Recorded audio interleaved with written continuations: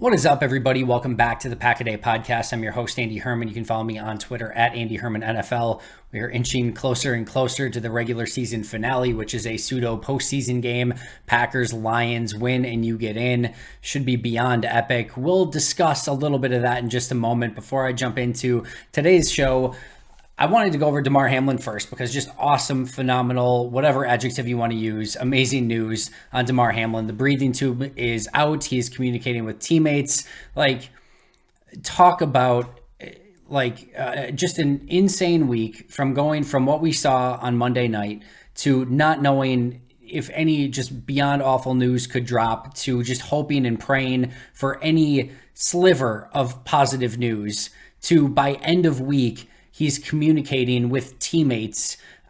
Breathing tube is out. It's just the greatest story that you could possibly imagine, that he is able to get through this, that he is, we'll see what happens with his playing career and things like that. But I don't know if you guys did, but when they were doing the press conference a couple days ago, and first of all, the first goosebump moment was when he came to and was writing and asked if they won the game.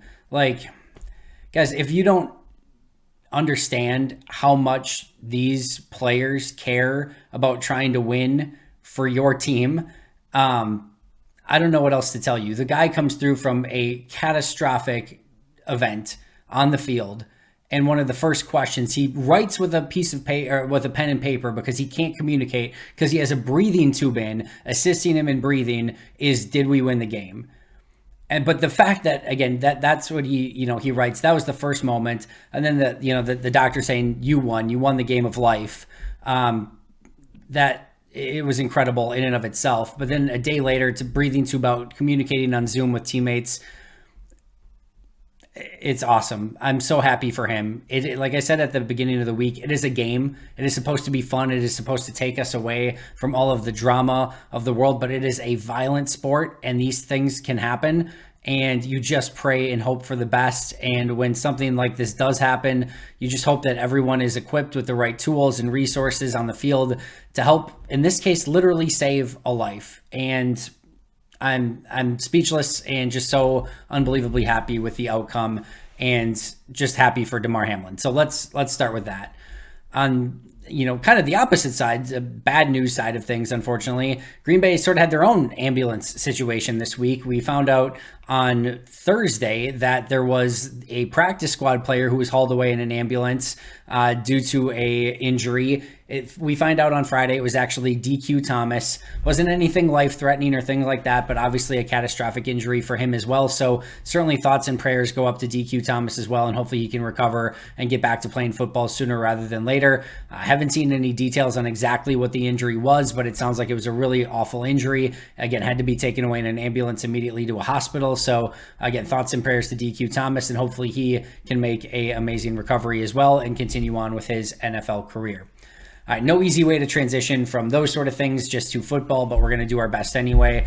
We'll go to the injury report first of all. Josiah DeGuara, the lone Packer on the injury report, although the good news is that he practiced on Friday, which didn't seem certain when asked about it in his press conference prior to practice. Matt LaFleur said there was concern about it, but then he was able to practice Friday. So hopefully that's a good sign that he'll be able to play in Sunday's game, but he is officially listed as questionable. Lions had multiple injuries, but the one I wanted to highlight today was Frank Ragnow, a stud center who, if in the game, will make things so much more difficult for Kenny Clark and company on the interior. That completely changes the trenches in the game. If he is out, that gives Green Bay a massive advantage, and certainly not cheering for him to be out. I always want every team to play at full strength, but his presence in or out will absolutely change this game. And just like I said in the trend, I've said the defense goes as Kenny Clark goes. Well, if Kenny Clark's going against a second string center rather than Frank Ragnow, that is going to be a major difference in this game. So if you're looking pregame, what injury to kind of keep an eye on, Frank Ragnow on the injury report is going to be the key player for either team in this game. All right, and that brings me to my main topic today. I don't think it's going to take me too long to go over and discuss, but I think it's an important topic nonetheless, and that is Lambeau Field, and maybe more importantly, the Lambeau Field mystique.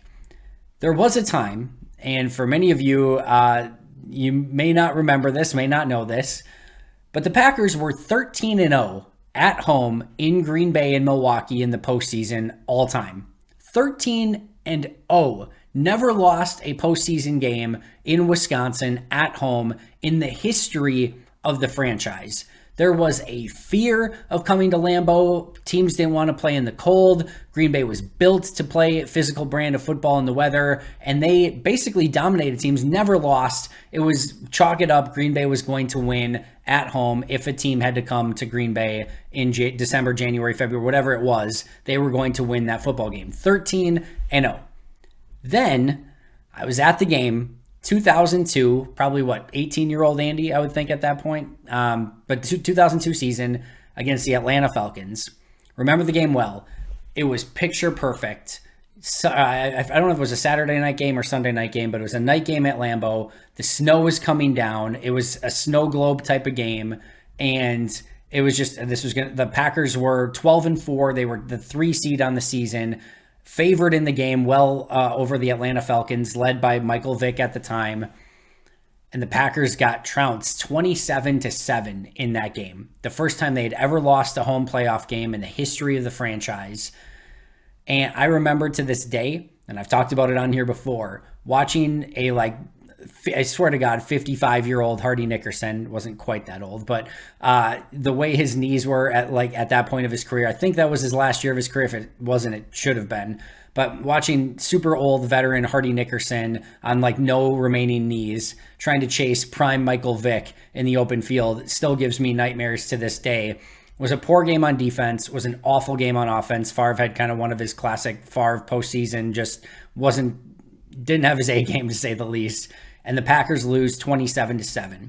And you certainly are willing to give a franchise some forgiveness for losing a playoff game after winning so many in a row. But that sort of, in some way, ended the Packers' playoff mystique. It kind of was over. It was we can't, this was a Southern Dome team. The Atlanta Falcons, who played in a dome, who are from the South, there's no way they're going to come into snowy Lambeau Field in Green Bay and beat the 12-4 Packers with Brett Favre and in Lambeau Field. There's just no way it's going to happen. And they, like I said, they absolutely annihilated the Packers in that game. So all of a sudden, teams are looking at it okay, well, if they can do it, we can certainly do it. And that was the beginning of the end for the Lambeau Field mystique when it came to postseason games. Including that game against the Falcons. The Packers have been 8-7 at Lambeau since that. So 8-7. So you were originally undefeated, 13-0 at home. And now since then, you were only 8-7 at home. Basically a 500 football team in postseason games. In 2003, you had the win against the Seattle Seahawks, the Matt Hasselbeck game. 2004, lost to the Vikings. 2007, you beat the Seahawks in the divisional round in that snow globe game, and then lost to the Giants in the NFC Championship game immediately following that. Obviously, the Favre interception overtime, you know the game. The next 2011, the game where they were favored against the Giants coming off their Super Bowl season, lost 37-20. They then beat the Vikings in 2012, lost to the 49ers in 2013, 23-20. They beat the Cowboys in 2014, the Dez caught it, didn't catch it game.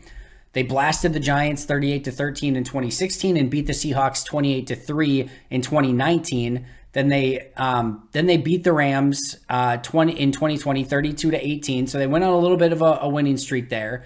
Then they lost to the Buccaneers in the NFC Championship game in 2020, and then lost to the 49ers in the divisional round last year. So 8-7 at Lambeau Field in the postseason since the loss to the Falcons. Since, again, 13-0 to 8-7 since then. If you're wondering, they were 5-7 on the road since that time. So 5-7 on the road, 8-7 at the home. Certainly 3 games better, and you will take those 3 games, but not exponentially better. And the one time they won the Super Bowl in 2010, of course, they went on the road in all 3 of those preseason games. Now, playoff games are tough games, and expecting them to go undefeated at Lambeau for the rest of history was never going to happen, right?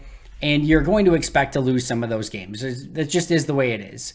But you've got to have a better record at home in key games, in playoff games, if you want to be a successful franchise. I don't care if you're a dome team. I don't care if you're an outdoor team. I don't care if you're playing at 1265 Lambeau Field or anywhere else. If you want to be successful, you better win your playoff home games. And Green Bay just unfortunately has not done that. And it's just the contrast between going 13-0 to begin your franchise's history to then going 8-7 after that is a pretty distinct difference, and is a huge reason why the Aaron Rodgers, Brett Favre era has not had more Super Bowl appearances. You lose 7 playoff home games during that stretch. Yeah, your seasons are going to end without a Super Bowl. That just is what it is. It's a scientific fact.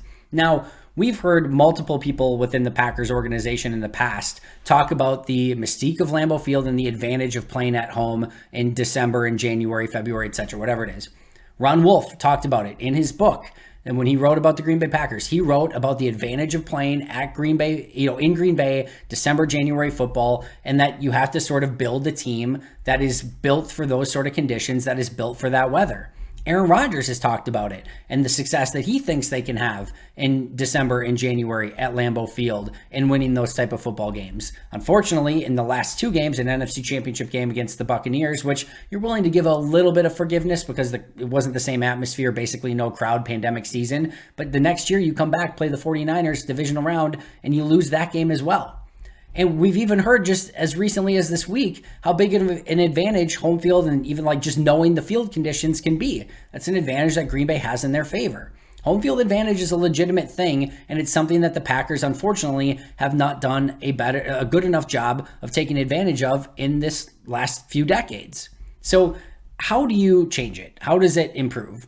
First of all, you have to have a sense of pride. And I know that Mike McCarthy and Matt LaFleur are historians of the game and care about the heritage and history of the Green Bay Packers, but you have to find a way to instill a sense of pride into the team to say, hey, we are going to defend this turf and teams are not going to come in and beat us. It has to be something that you grasp and you hold on to. And unfortunately, it's no longer quite sacred because you've only won 8 of your last 15 games, but you got to fight to get that back, to have that intensity, to want to defend Lambeau Field and make sure that no other team is going to come in and beat you at the sacred ground of 1265.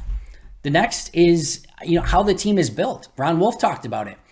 Unfortunately, in some of those seasons, Green Bay had more of a pass-happy offense, and it wasn't necessarily built. I go back to the Giants NFC Championship game. Now, that season was a phenomenal season for Green Bay. They were expected to maybe be a 500 team, and they go on to the NFC Championship game at home against the Giants. But that Packers team did a lot of 5 wide, a lot of wide receiver, a lot of stuff that was based around the passing game, and they weren't a power run team. They could run at times. They did in the week before against Seattle, I think 200 plus yards, Ryan Grant game. So it's not like they couldn't do it, but you had a lot of these teams that were built for more pass-happy offenses. Even the 2010 Packers, where you had, and beyond that, all these great wide receivers, the Jennings, the Nelsons, the Joneses, the Cobbs, etc. The names, drivers, like the Finleys, like these were built for passing offenses because you had Aaron Rodgers and Brett Favre, and your defenses were built for pass defense because you knew you were going to build offenses that were able to put up points with those 2 MVP quarterbacks. And so therefore you knew that you were going to have to defend the pass because these had the opportunity to be high 20, low 30, mid 30 point games. And you wanted to make sure that you could defend the pass. But when you got into some of these games, you go against the Kaepernick 49ers team. And like I said, the Giants in the NFC Championship game, the 49ers last year. You get to some of those games and they're just physical, more physical football teams playing you in a game that needs to be more physical due to conditions. And so you have to be cognizant of how the team is built. Number 3, I actually think overall the fans have been pretty good, but I actually think the fans can be even better in Green Bay. And I think that's something that can be worked on. And number 4, I'll just combine the two, is the stadium atmosphere. I do think that it's not the greatest stadium atmosphere in the world. It's the best stadium in the world in any sport. It is a absolute shrine. It is Lambeau freaking Field. So don't hear me and think I'm talking smack about Lambeau. Lambeau is the best, period, end of story, nothing like it. But the actual game day, like how they, introduce players and like the entire atmosphere, like you have to have something more than a couple Packer fans going like this on the Jumbotron to get the players pumped up. Like, Tundra Line can be a thing. They're really good at what they do, but that can't be like the only thing. And the college high school or the college cheerleader thing is cool, but like you just have to have a little bit more oomph. You got to get something to get this crowd extremely fired up for games. And I don't know if that's like a, other than Bill Jarts, who does a nice job on the announcements and things like that. I don't know if that's like a in stadium host that like helps everything. Like, I know, was it Melanie Ricks, I think, for the Bucks, does a phenomenal job with that. Like, I just think they need something to increase that stadium atmosphere. Like, they're still playing songs from like 94. Like, it just needs a little bit of something in revamping to get the crowd a little bit more into things. I don't think it's the crowd's fault. I think the crowd wants to, get off their feet and, cheer like heck, but they need a little bit more of an incentive to do so. And then also knowing when to quiet down when the offense is on the field. And then last but not least, they have to find a way just to reestablish that fear, because unfortunately, right now, that fear does not exist. Teams do not fear coming into Lambeau. It's not something they're looking forward to. I guarantee you, in some of these really cold games that you have to go to Lambeau for teams from the South or San Francisco, whatever, they're not excited about it, but they're not fearing it. So they got to figure out a way to build a better mystique at Lambeau like they used to have when they were undefeated. Now, the good news is that under Matt LaFleur, the Packers in December and January in regular season games are undefeated, 10-0. 10-0 under Matt LaFleur in December and January at home games. That is huge. And while this is a pseudo playoff game, this is still a regular season game. And if the trend continues, they will pick up another win and go 11-0. And that would be a first step in sort of hopefully getting back. Because let's be real, this is not a playoff game, but it is a pseudo playoff game. Prime time, last game of the regular season. And if you want to start building the mystique back, because you've lost 2 in a row. You lost the NFC Championship game in 20. You lost the divisional round of the 49ers last year. This is your first chance to kind of build back some of that mystique. Let's start with this game, and then in the future, we can kind of build off of this and, hopefully to start getting this back a little bit to the way that it needs to be, where Green Bay doesn't lose at home and Lambeau Field becomes a place that can be legitimately feared by incoming opponents. So, want to see the Packers come out and defend Lambeau Field. Listen, the Lions are a good team. They can win this game. They can beat the Packers. But the Packers must find a way to protect Lambeau, come away with a win, and get themselves into a postseason, which unfortunately, or maybe fortunately, based on what we've been talking about, they will not actually play a home playoff game at Lambeau Field. 1265 needs to be a sacred place that is defended by the Green Bay Packers and is not allowing teams to come in and find success. I'll leave you with this. Jair Alexander, just on Friday, said, here's what he said to fans going to 1265 for the Sunday night game. Drink responsibly, but turn up for us. We're going to feed off that energy, and we're going to give y'all a show. I'm hoping that he does. I'm hoping that the Packers do. I'm hoping that the Packers pick up this win this week and start rebuilding the mystique that once existed at Lambeau Field. That's going to do it for me today. Thank you so much for joining me. I'll be right back here tomorrow with a Packers-Lions preview that you will not want to miss. Make sure to subscribe if you have not already. But until next time, and as always, go Pack Go.